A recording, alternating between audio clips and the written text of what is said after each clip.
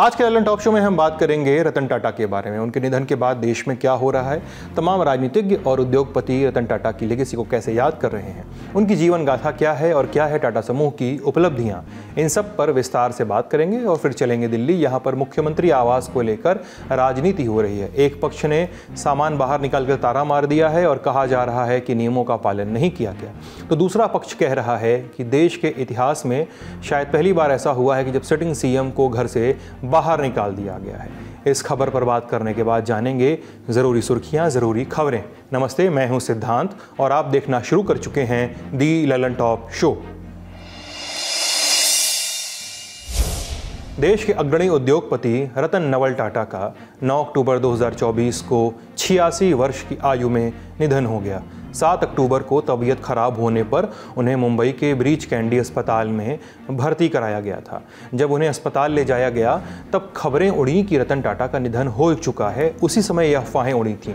इन खबरों का खंडन रतन टाटा ने खुद अपने एक्स अकाउंट पर पोस्ट करके दिया। उन्होंने तब लिखा था कि मेरे स्वास्थ्य के संदर्भ में कुछ अफवाहें फैल रही हैं। मैं सभी को ये भरोसा दिलाना चाहता हूं कि इन अफवाहों का कोई आधार नहीं है। अपनी उम्र और उसकी वजह से कुछ स्वास्थ्य संबंधी दिक्कतों के लिए हेल्थ चेकअप कराना है, जिसके लिए मैं आया हूं। चिंता करने की कोई बात नहीं है। लेकिन इस बयान को जारी करने के कुछ ही देर बाद रतन टाटा को अस्पताल के इंटेंसिव केयर वार्ड में एडमिट कराया गया और 9 अक्टूबर 2024 की रात उनके निधन की खबर सामने आई। निधन की खबर आने के कुछ ही देर बाद प्रधानमंत्री नरेंद्र मोदी ने उन्हें याद किया।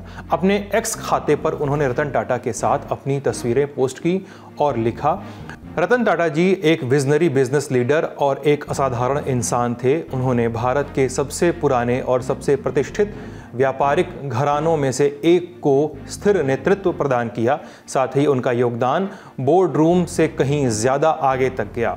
वो शिक्षा, स्वास्थ्य, देखभाल, स्वच्छता, पशु कल्याण जैसे कुछ मुद्दों का समर्थन करने में सबसे आगे थे। जब मैं गुजरात का मुख्यमंत्री था तो मैं उनसे अक्सर मिलता था। हमने विभिन्न मुद्दों पर बातचीत की। उनका दृष्टिकोण मुझे बहुत समृद्ध लगा। जब मैं दिल्ली आया तो भी ये बातचीत जारी रही। उनके निधन से बेहद दुख हुआ। इस दुख की घड़ी में मेरी संवेदनाएं उनके परिवार, दोस्तों और प्रशंसकों के साथ हैं। ओम शांति। वहीं लोकसभा में नेता प्रतिपक्ष और कांग्रेस नेता राहुल गांधी ने लिखा, रतन टाटा दूरदृष्टि वाले व्यक्ति थे। उन्होंने व्यापार और परोपकार दोनों पर अमिट छाप छोड़ी है। उनके परिवार और टाटा समूह के प्रति मेरी संवेदनाएं। केंद्रीय गृह मंत्री अमित शाह ने लिखा कि सच्चे राष्ट्रवादी रतन टाटा के निधन से बहुत दुख हुआ। जब भी मैं उनसे मिला, भारत और उसके लोगों की बेहतरी के लिए उनके उत्साह और प्रतिबद्धता ने मुझे चकित कर दिया। इस ट्वीट के अलावा उनका एक वीडियो बयान भी सामने आया। सुनिए उन्होंने क्या कहा। रतन टाटा जी, मेरा उनसे व्यक्तिगत भी गहरा परिचय रहा, परंतु न केवल भारतीय उद्योग जगत के, पूरे विश्व के एक सम्मानीय उद्योजक रहे। टाटा समूह का नेतृत्व करना ही अपने आप में एक बहुत बड़ी बात होती है, परंतु उन्होंने टाटा समूह का नेतृत्व ऐसे समय में संभाला जब टाटा समूह को अनेक प्रकार के परिवर्तन करना जरूरी था और धैर्यपूर्वक बारीकी से अध्ययन कर टाटा समूह के सारे उद्योगों को और काम करने की पद्धति को, दोनों को उन्होंने परिवर्तित किया। वहीं महाराष्ट्र के मुख्यमंत्री एकनाथ शिंदे ने कहा कि रतन टाटा कोहिनूर थे। अनमोल रत्न कहते हैं, वो रहा नहीं। ये भारत का कोहिनूर, हरपला भारत का कोहिनूर रहा नहीं, हमसे बिछड़ गया है, ऐसा मैं कहूँगा।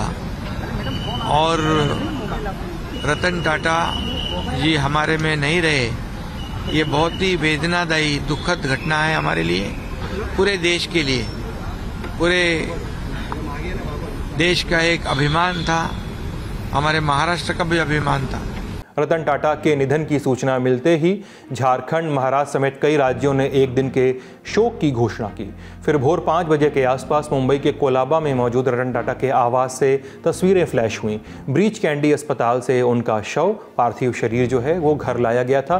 फिर मुंबई पुलिस के अधिकारियों का बयान आया कि 10 अक्टूबर की सुबह 10 बजे नरीमन पॉइंट पर मौजूद national centre for performing arts यानी NCPA लॉन में जनता के दर्शन के लिए उनका पार्थिव शरीर रखा जाएगा। फिर 10 अक्टूबर के सुबह 9 बजे का वक्त रतन टाटा के पार्थिव शरीर को NCPA लॉन ले जाने की तैयारियां हो रही थीं।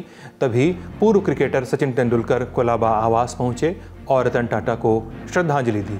इसके बाद पार्थिव शरीर को NCPA लॉन ले जाने का समय हुआ।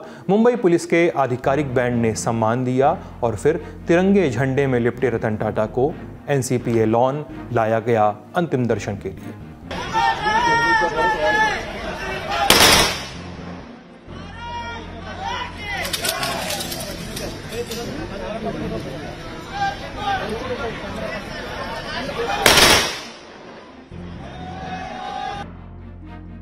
इस लॉन पर खेल, सिनेमा, राजनीति और उद्योग जगत से बहुतेरे लोग रतन टाटा को अंतिम प्रणाम करने और श्रद्धांजलि देने पहुंचे हुए थे। इन्होंने मीडिया से भी बात की। देखिए तस्वीरें और सुनिए उन्होंने क्या कहा। मैंने जो उनको नजदीक से देखा वो एक बेहद महान इंसान थे। उनमें इंसानियत कूट कूट कर भरी थी। देश हित उनकी प्राथमिकता थी। और मैं जैसा कि उनके सुश्री माता पिता ने उनका नाम रखा रतन, वो सचमुच में अनमोल रतन थे। कारोबार करते समय असूलों के साथ कोई समझौता नहीं और अपने लाभ का, समाज के कल्याण के लिए जिस तरीके से उन्होंने लाभ का पैसा लगाया है और लोगों का, आम लोगों का कल्याण कैसे हो उस दिशा में एक उदाहरण पेश किया। ऐसे उद्योगपति को भी हम लोग याद करते हैं, रतन टाटा जी को। पूरे देश में दुख की लहर है कि भाई वो ऐसा व्यक्तित्व था, शादी से रहते थे। मैंने सुना है 2 कमरे के फ्लैट में रहते थे। उनके पास क्या कमी थी। और टाटा संस्थान अपने आप में कई मैसेज दिए टेस्टों के माध्यम से। ऐसा व्यक्तित्व चला गया तो उसका दुख तो देखिए आप हम सबको होना लाजमी है। वो एक असाधारण व्यक्तित्व थे और उनके लिए संस्थान में या देश में काम करने वाले लोगों में जितना एक बहुत बड़े जगह पर रहने वाले के लिए जो उनका महत्व था, उतना ही महत्व वो एक छोटे से छोटे काम करने वालों के लिए भी जो है बराबर का महत्व रखते थे। निश्चित रूप से उनका जाना बहुत दुखद है। वो हमेशा जो सच है उसी सोर्स से अपना काम करके देश को भी बचाना का कोशिश किया और हमेशा वो इसमें भी ये कहता है कि देश पहला, उसके बाद बिजनेस। तो इस ढंग से काम करता था। और मैं खुद भी उनको कई बार मिला जब मैं इंडस्ट्री मिनिस्टर था। यहाँ पर जो जापान के प्राइम मिनिस्टर आए थे उस वक्त मैं SM कृष्णा यहाँ पर एक इंडस्ट्रियलिस्ट की मीटिंग किए थे ताज स्टैंड में। तो बहुत ही पोलाइट और हम लोगों से जो भी बात करता था बड़ा गंभीरता से और पोलाइटनेस से। ऐसा आदमी, इतना बड़ा इंडस्ट्रियलिस्ट और 100 कंट्रीज में जिसके बिजनेस है, ऐसे आदमी को मैंने बिजनेस मैन में कॉर्पोरेट इसमें नहीं देखा। तो वहीं देश के अलग अलग इलाकों से भी रतन टाटा के निधन पर प्रतिक्रियाएं आई। की लेगेसी अच्छाई की, गुडनेस की, चैरिटी की, प्रिंसिपल्स की, ऑथेंटिसिटी की, आई थिंक हमारे लिए एक प्रेरणात्मक स्रोत रहेगी।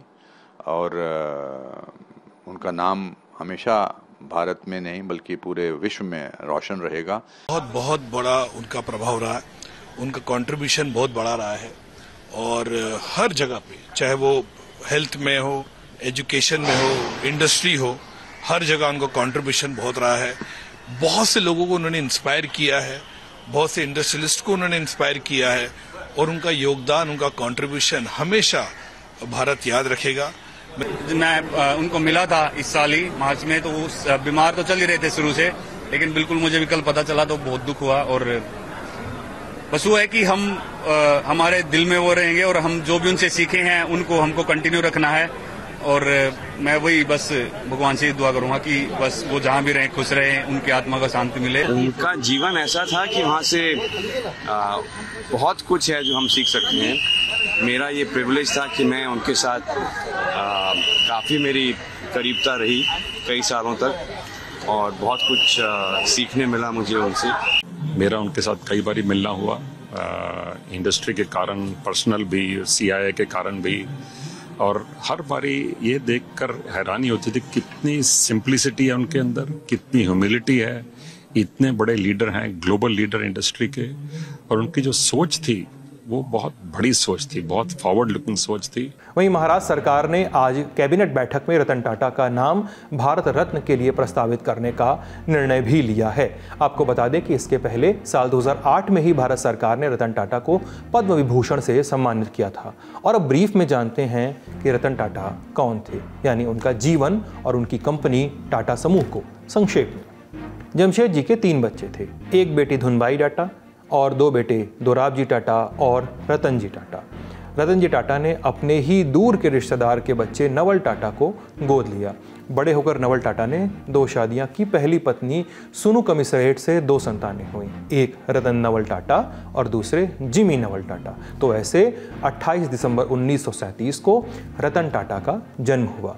क्लास 8 तक की पढ़ाई उनकी मुंबई के ही कैंपियन स्कूल में हुई। इसके बाद की पढ़ाई मुंबई के cathedral and John Connon school और इसके बाद शिमला के बिशप कॉटन स्कूल से हुई।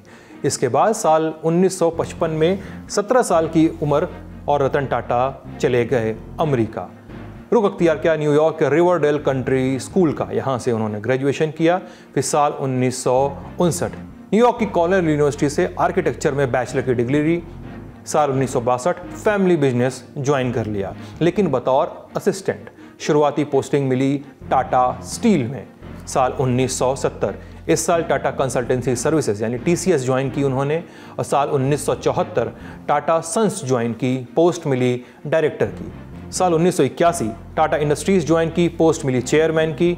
साल 1986 चेयरमैन एयर इंडिया हुए। साल 1991 JRD टाटा ने टाटा ट्रस्ट और टाटा सन्स के अध्यक्ष का पद छोड़ दिया। ये जिम्मेदारी अब आई रतन टाटा के पास।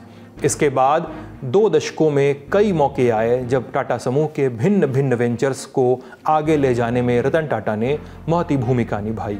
कैसे मौके? जैसे टाटा मोटर्स को स्थापित करना, टाटा चाय को स्थापित करना और उसे आगे लेकर जाना, TCS का स्टॉक एक्सचेंज में लिस्ट होना, टाटा स्काई का लॉन्च होना और देश की सबसे सस्ती कार टाटा नैनो का लॉन्च होना। गिनती लंबी है, लिस्ट लंबी है। इसी कालखंड में ऐसे 2 मौके आए जब देश की सरकारों ने रतन टाटा के योगदान को सम्मान दिया। पहला मौका साल 2000 भारत सरकार ने रतन टाटा को पद्म भूषण से सम्मानित किया और दूसरा मौका साल 2008 में आया जब रतन टाटा को पद्म विभूषण से सम्मानित किया गया। साल 2012 75 वर्ष का होने पर रतन टाटा ने एग्जीक्यूटिव कार्य छोड़ दिए और अध्यक्ष पद से इस्तीफा दे दिया। कंपनी ने उन्हें मानद अध्यक्ष का पद दिया। चेयरमैन पद से अलग हुए तो उन्होंने 44 साल के साइरस मिस्त्री को अपना उत्तराधिकारी घोषित किया। लेकिन कुछ ही वर्षों में मिस्त्री और टाटा समूह में खटपट शुरू हो गई और अक्टूबर 2016 में मिस्त्री को रतन टाटा के पूर्ण समर्थन के साथ टाटा के बोर्ड से बाहर कर दिया गया। 9 अक्टूबर 2024 86 साल की उम्र में रतन टाटा का निधन हो गया। रतन टाटा ने कभी शादी नहीं की। एक इंटरव्यू में उन्होंने बताया था कि वो अपने ज़िंदगी में 4 बार शादी करने के बहुत करीब पहुंचे थे, लेकिन हर बार किसी न किसी डर के चलते वो पीछे हट गए। लेकिन जीवन में टाटा समूह जैसे बड़े बिजनेस ग्रुप को हेड करने वाले रतन टाटा ने दिल खोलकर पैसे दान दिए। जैसे यूनिवर्सिटी ऑफ कैलिफोर्निया में जेनेटिक्स और बायोटेक्नोलॉजी की पढ़ाई के लिए टाटा समूह ने 587 करोड़ रुपए दान दिए। एक 4 स्टोरी भवन का निर्माण हुआ जिस पैसों की मदद से और जिसे कहा गया टाटा हॉल। कॉर्नेल यूनिवर्सिटी, जहाँ से रतन टाटा खुद पढ़े थे, वहाँ पे भारतीय छात्रों को छात्रवृत्ति देने के लिए 235 करोड़ रुपए का अनुदान दिया उन्होंने। हार्वर्ड बिजनेस स्कूल में एक एग्जीक्यूटिव सेंटर के निर्माण के लिए 419 करोड़ रुपए का उन्होंने अनुदान दिया और IIT बॉम्बे को अनुदान स्वरूप उन्होंने 8000 करोड़ों का लगभग अनुदान दिया। कोविड महामारी के समय रतन टाटा ने 500 करोड़ रुपए राहत और बचाव कार्यों के लिए दिए थे। और ये तो कुछ ही उदाहरण हैं, सूची बहुत लंबी है और ऐसे रतन टाटा को देश आज श्रद्धांजलि दे रहा है। जब इस बुलेटिन को लाने की हम तैयारी कर रहे हैं आपके बीच, तब रतन टाटा की अंतिम यात्रा लगभग पूरी हो चुकी है। उनकी अंत्येष्टि की तैयारियां चल रही हैं। उनकी यात्रा को, उनके जीवन को ललन टॉप अलग अलग तरीकों से, अलग अलग एंगल से, एस्पेक्ट से कवर कर रहा है। आप चाहें तो देख सकते हैं। अब चलते हैं अगली बड़ी खबर की ओर। दिल्ली, यहां मुख्यमंत्री आवास को लेकर टसल शुरू हो गया है। लोक निर्माण विभाग यानी PWD के आदेश के बाद मुख्यमंत्री आतिशी का सामान CM हाउस से बाहर कर दिया गया है। इसके बाद आतिशी का जो अपना निजी आवास है, वहां से उन्होंने CM ऑफिस का काम शुरू कर दिया है। दिल्ली CMO ने इसका एक वीडियो भी जारी किया है। इसमें देखा जा सकता है कि गत्तों में पैक सामान से ढकी हुई आतिशी अपना काम धाम कर रही हैं। दिल्ली सरकार में मंत्री सौरभ भारद्वाज के साथ आतिशी ने एक प्रेस कॉन्फ्रेंस भी की। आवास वाले इस पूरे प्रकरण पर कहा कि दिल्ली में भारतीय जनता पार्टी आम आदमी पार्टी को चुनाव में नहीं हरा सकी, इसलिए इस तरह के काम करवा रही है। पार्टी को चुनाव में हरा नहीं पाती, वो चुनाव लड़ते हैं, मुंह की खाते हैं, सिंगल डिजिट से ज्यादा अपने विधायक नहीं बढ़ा पाते, तो अपना मुख्यमंत्री नहीं ला पाते। उसके बाद उनका मुख्यमंत्री नहीं बनता, उनकी सरकार नहीं बनती, तो वो ऑपरेशन लोटस शुरू करते हैं कि किसी तरीके से विधायकों की खरीद फरोख्त करके अपनी सरकार बना लें, अपना मुख्यमंत्री बना लें। वो दिल्ली में वो भी नहीं कर पाए। फिर उन्होंने एक तीसरा पैंतरा अपनाया कि आम आदमी पार्टी के नेताओं को जेल में डाल दो, विधायकों को जेल में डाल दो, पार्टी तोड़ दो, पार्टी खत्म कर दो, कि किसी तरह भारतीय जनता पार्टी का मुख्यमंत्री बन जाए। वो भी नहीं कर पाए। तो अब वो चाहते हैं कि मुख्यमंत्री तो बन नहीं पाए, किसी तरह से मुख्यमंत्री आवास पर ही कब्जा कर लें। उनका बहुत बहुत स्वागत है। आतिशी ने एक और महत्वपूर्ण ऐलान किया। कहा कि कैबिनेट मीटिंग में फैसला किया गया है कि दिल्ली में अब विधायकों को मिलने वाला फंड बढ़ाया जाएगा। पहले ये फंड 10 करोड़ था, अब 15 करोड़ होगा। दिल्ली सरकार की कैबिनेट ने एक बहुत बड़ा फैसला लिया है और दिल्ली में विधायक फंड को 10 करोड़ प्रति वर्ष से बढ़ाकर 15 करोड़ प्रति वर्ष कर दिया है। पूरे देश में किसी भी राज्य में इतना विधायक फंड किसी भी सरकार ने आज तक नहीं दिया है। अगर हम आंकड़े देखने जाएं तो गुजरात 1.5 करोड़ प्रति साल विधायक फंड देता है हर MLA कॉन्स्टिट्यूएंसी के लिए। आंध्र प्रदेश, कर्नाटका 2 करोड़ हर साल देते हैं। ओडिशा, तमिलनाडु, मध्य प्रदेश 3 करोड़ और कई राज्य जैसे महाराष्ट्र, केरला, झारखंड, उत्तराखंड, तेलंगाना, राजस्थान 5 करोड़ प्रति वर्ष विधायक फंड के तौर पे देते हैं। दूसरी तरफ दिल्ली बीजेपी के अध्यक्ष वीरेंद्र सचदेवा ने कहा कि आम आदमी पार्टी को बुरा लग रहा है क्योंकि अरविंद केजरीवाल का शीश महल सीज हो गया है। अरविंद केजरीवाल, आखिर आपके पाप का घड़ा भर ही गया। आपका भ्रष्टाचारी शीश महल आखिरकार सील हो ही गया। आज सुबह ही भारतीय जनता पार्टी ने मांग की थी कि वो भ्रष्टाचारी बंगला शीश महल जिसका सैंक्शन प्लान पास नहीं हुआ, जिसको कंप्लीशन सर्टिफिकेट अथॉरिटीज की तरफ से नहीं मिला, उसमें आखिरकार आप कैसे रह रहे थे। और आप तो रह रहे थे, लेकिन कैसे चोर दरवाजे से आप अपनी खड़ाऊ मुख्यमंत्री को घुसाना चाहते थे। उस बंगले के अंदर आखिर ऐसे कौन से राज दफन हैं जो नियमों का उल्लंघन कर बिना सरकारी विभाग को चाबी दिए, बिना उसकी वेंट्री बनाए आप चाबी खेलकर उसमें घुसने का प्रयास कर रहे थे। ये पूरा मामला क्या है याद दिलाते हैं। जमानत पर जेल से बाहर आने के बाद अरविंद केजरीवाल ने दिल्ली सीएम के पद से इस्तीफा दे दिया। नेक्स्ट सीएम बनी आतिशी। अरविंद केजरीवाल ने अपना आधिकारिक आवास जो है उसे खाली कर दिया और आधिकारिक आवास में आतिशी शिफ्ट हो गई, काम धाम करने लगी। और 9 अक्टूबर को आम आदमी पार्टी ने आरोप लगाया कि दिल्ली की मुख्यमंत्री आतिशी के आधिकारिक आवास ने उनका सामान हटाया जा रहा है। कहा गया कि यह सब दिल्ली के उपराज्यपाल वीके सक्सेना के आदेश पर हो रहा है। 2 दिन पहले ही आतिशी इस आवास में शिफ्ट हुई थी और फिर 2 दिन में ही लोक निर्माण विभाग यानी पीडब्ल्यूडी के अधिकारियों ने सिविल लाइंस में फ्लैग स्टाफ रोड पर बंगला नंबर 6 को सील कर दिया। अब इस मामले में दिल्ली एलजी के ऑफिस के मुताबिक ये बंगला मुख्यमंत्री का घर नहीं है, इसे किसी को भी आवंटित किया जा सकता है। आतिशी ने इस बंगले पर अवैध रूप से कब्जा कर लिया था। यदि कोई हमारी संपत्ति पर अतिक्रमण करता है तो मालिक कार्रवाई करने का हकदार है। वहीं आधिकारिक सूत्रों का कहना है कि जब यह बंगला अरविंद केजरीवाल से आतिशी के पास गया तो हस्तांतरण की सही प्रक्रिया का इस्तेमाल या पालन नहीं किया गया। इस मुद्दे पर और क्या डेवलपमेंट्स है और आम आदमी पार्टी की आगे की योजना क्या है, हमने समझा, पत्रकारों से सुनते हैं।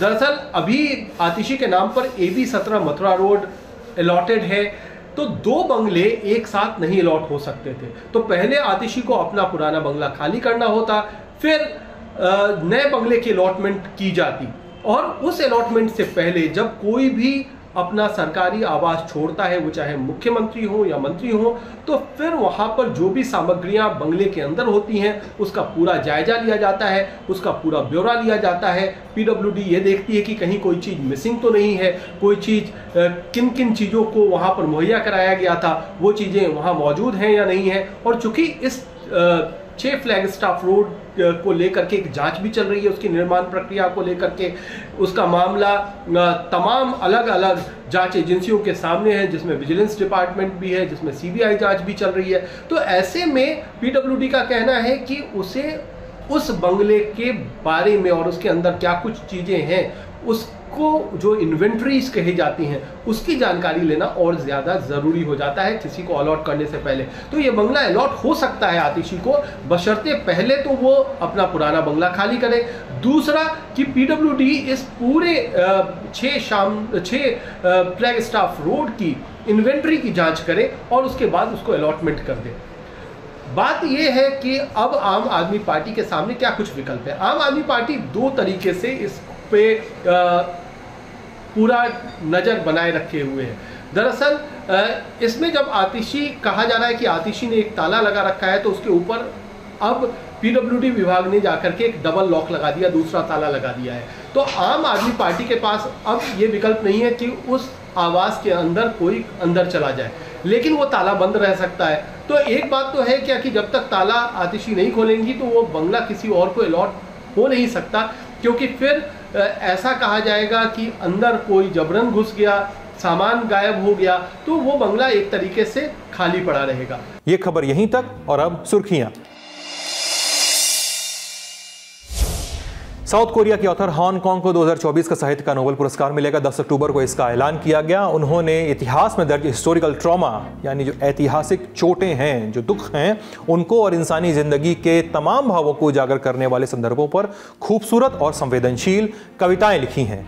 1993 से हान लगातार लिखती आ रही हैं और उनकी कविताएं लिटरेचर एंड सोसाइटी नाम की मैगजीन में और भी कई मैगजीन में छपती रही हैं। कविताओं के अलावा भी वो लेख लिखती रही हैं। 1995 में लिखी उनकी शुरुआती शॉर्ट स्टोरीज में से लव ऑफ यूसु काफी चर्चित रही है। उनका लिखा कुछ पढ़ते हैं जो उनकी किताब द व्हाइट बुक से लिया गया है, जो अंग्रेजी में है, फिर इसका फौरी हिंदी तर्जुमा भी बताएंगे। Standing at this border where land and water meet, watching the seemingly endless recurrence of the waves, thou this eternity is in fact illusion. The earth will one day vanish and everything will one day vanish. The fact that our lives are no more than brief instants is felt unequivocal clarity.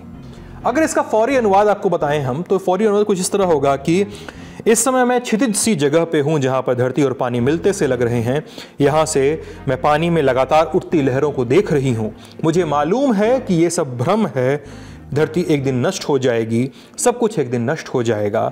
सच तो ये है कि ज़िंदगी और कुछ भी नहीं बल्कि कुछ संक्षिप्त क्षणों का संकलन है जिन्हें सिर्फ हम महसूस भर कर सकते हैं। उनके पहले प्रोफेसर जेफी हिंटन और प्रोफेसर जॉन हॉपफील्ड को संयुक्त रूप से 2024 का फिजिक्स का नोबेल पुरस्कार दिया गया है। साथ ही इस वर्ष का मेडिसिन का नोबेल विक्टर एम्ब्रोस और मैरी रुक्कुन को, और केमिस्ट्री का नोबेल डेविड बेकर और जॉन जंपर को, और साथ ही डेमिस इसराबिस को दिया गया है। आज का शो यहीं तक। अपना ख्याल रखिए, खुश रहिए, स्वस्थ रहिए। Good night.